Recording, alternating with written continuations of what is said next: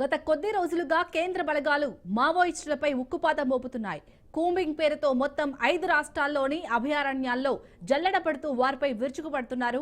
ఇప్పటికే పదుల సంఖ్యలో ఎన్కౌంటర్లు జరగ్గా వందల మంది మావోయిస్టులు తమ ప్రాణాలను కోల్పోయారు. ఈ క్రమంలోనే కాల్పుల విరమణకు తాము సిద్ధమంటూ శాంతి చర్చలపై మావోయిస్టులు కేంద్ర కమిటీ అధికార ప్రతినిధి అభయ్ పేరుతో లేఖను విడుదల చేశారు. అయితే ఆ లేఖలో శాంతి చర్చల కోసం సానుకూల వాతావరణం సృష్టించాలని మావోయిస్టులు కోరారు.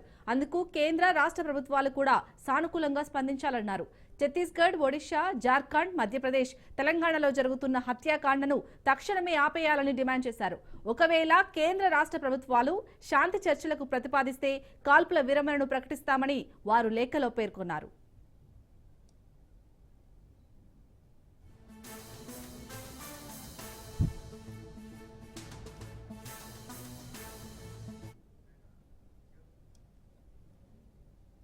మొత్తానికైతే కాల్పుల విరమణకు తాము సిద్ధమంటూ అయితే శాంతి చర్చలు కావాలని అయితే కోరుతున్నట్టుగా తెలుస్తుంది. దీనిపై పూర్తి డీటెయిల్స్ మా ప్రతినిధి ఉపేందర్ అందిస్తారు. ఉపేందర్,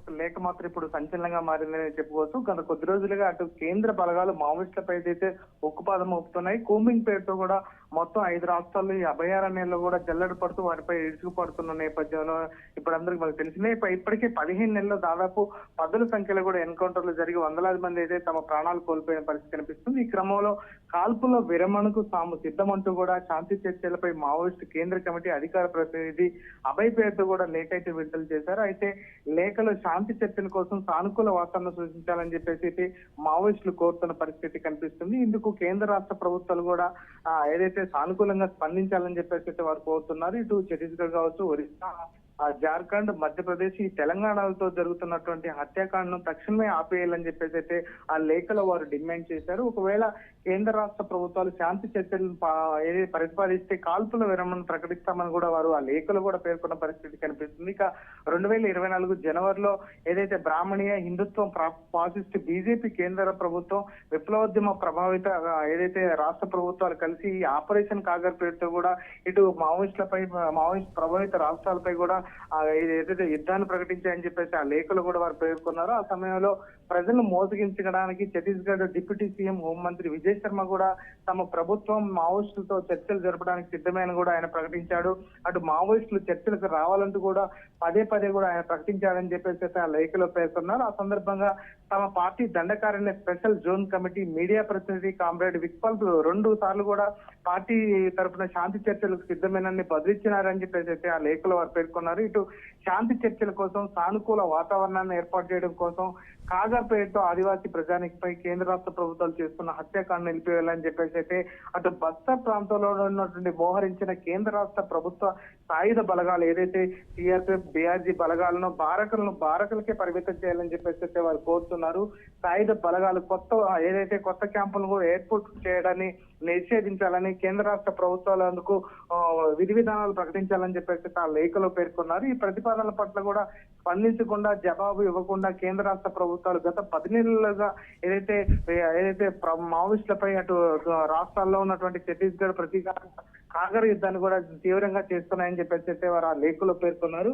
విప్లవోద్యమ ప్రాంతాల్లో కేంద్ర రాష్ట్ర ప్రభుత్వాలు సాయుధ బలగాలు వేలాది మంది కూడా ఇటు అరెస్టు చేసి అక్రమ కేసులు మోపి జైలు పాలు చేస్తున్నారని చెప్పేసి అభయ్ ఆ లేఖలు కూడా ప్రస్తావించిన పరిస్థితి అయితే ప్రధానంగా కనిపిస్తుంది. ఈ నేపథ్యంలో మావోయిస్టులు సంచలన ప్రకటన మాత్రం ఇప్పుడు హాట్ టాపిక్ గా మారింది. ఇటు తెలంగాణ, జార్ఖండ్, ఒడిశా, మధ్యప్రదేశ్, ఛత్తీస్గఢ్ రాష్ట్రాల్లో ఉన్నటువంటి ఈ హత్యాకాండను ఆపాలని చెప్పేసి అయితే వారు కోరుకుంటున్నారు. ఇప్పటికే హోంమంత్రి కూడా ఏదైతే కేంద్ర హోంమంత్రి అమిత్ షా కూడా ప్రత్యేకంగా ఇప్పటికే 12 రాష్ట్రాల నుంచి ఇప్పటికే 6 రాష్ట్రాలకు కూడా మావోయిస్టు ప్రభావితం తగ్గిందని చెప్పేసి ఆయన ప్రకటించడం కూడా ఒక సంచలనంగా మారిందని చెప్పుకోవచ్చు. ఆ నేపథ్యంలో ఇప్పుడు ఈ లేఖలు కూడా 6 రాష్ట్రాలకు సంబంధించిన వారి వివరాలు కూడా వారు లేఖలు అభయ్ వెల్లడించడం కూడా కొంత చర్చకు దారితీస్తున్న పరిస్థితి కనిపిస్తుంది. ఈ కాల్పుల విరమణకు మేము సిద్ధమని చెప్పేసి అయితే వారు ప్రకటిస్తున్నారు. ఈ మేరకు అధికార ప్రతినిధిగా ఉన్నటువంటి అభయ్ పేరిట కూడా ఈ లేఖ అయితే విడుదలైంది. శాంతి చర్చల కోసం తాను సానుకూలంగా వాతావరణం వాతావరణం సృష్టించాలని చెప్పేసి అయితే వారు కోరుతున్న పరిస్థితి ప్రధానంగా కనిపిస్తుంది. ఇక